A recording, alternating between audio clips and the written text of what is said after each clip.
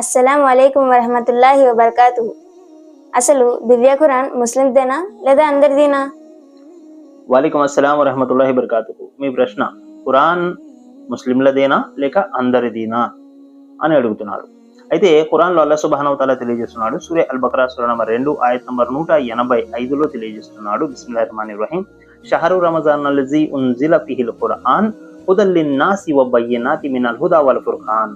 అలా అంటున్నాడు, ఈ ఖురాను, దివ్య ఖురాను రమజాన్ నెలలో అవతరింపజేశాము. ఇది సర్వ మానవాళికి హుదల్లిన్నాస్, సర్వ మానవాళికి మార్గదర్శకత్వము అని అల్లా తెలియజేస్తున్నాడు. అంటే ఈ ఖురాన్ అనేది కేవలం ముస్లింల గ్రంథమే కాదు, సర్వ మానవాళిది అని దైవము ఖురాన్లో తెలియజేస్తున్నాడు.